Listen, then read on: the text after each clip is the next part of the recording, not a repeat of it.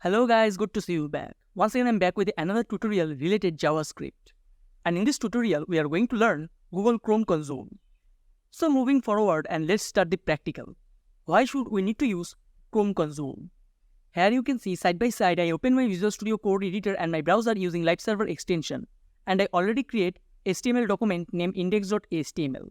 And now I'm going to show you how console works and what is console. Just right click on your browser. And here you can see an option named Inspect. Just click on this option and here you can see Developer option. And you can see the console option in the second tab. And also we can move this option right or left. If there is an error in our JavaScript code, we can see the error in our console section. If you want to be a JavaScript developer, then console would be a most important tool for you. You can identify all the error from this section. Also you can use console for testing purpose. Suppose you do not want to print any value in our document, but you can print any variable, otherwise you can return any function value in our console section. Let me show you another option how you can open console in your browser. For that, you need to select this option, then click on More Tools. And here you can see Developer Tools. Also you can use shortcut key for that, Ctrl-Shift-I. Then click on Developer Tools. As you can see, it's open console section. So let's see how we can use it practically. So at first, I'm going to create a variable and our variable name is x. Where x equal to, I'm going to assign 34. Then semicolon to end this line. We already know if we want to print this variable in our browser, in that case, we need to type document.write function. So I'm going to type document.write. Then inside the parenthesis, we need to pass the variable name x. Then semicolon to end this line. If I save this file, as you can see, it's print our value in our document section. But now I want to print this variable in our console section, not the document section. For that, we need to type console.log. Console.log. Then inside the parenthesis, we need to pass the variable name. Then semicolon to end this line. If I save this file, as you can see in our console section, it print our value 34. Also, we can execute mathematical calculations. Let me show you. Suppose I want to add 10 with our x variable. If I set this file, as you can see, it's written 44. And as you can see in your right side, also it's written the line number, index.html 12. And here you can see we type console.log at line number 12. Not only that, also we can print array here. Let me show you. For that, I'm going to take square braces. And here I'm going to pass some value, 1, 4, 5. If I set this file, as you can see, it's written our array.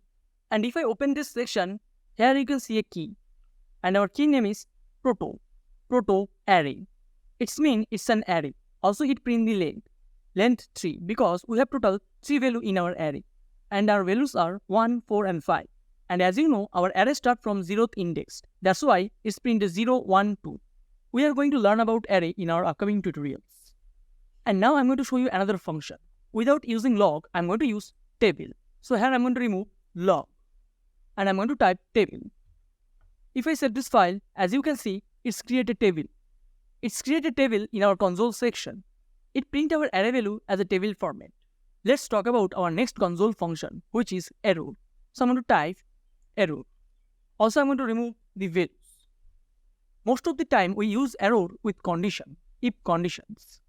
Using this function, developer can identify the error. But here, I'm going to print just an error message. So inside the double quotes, I'm going to type something went wrong. If I set this file, as you can see, it's print our message in red color, something went wrong.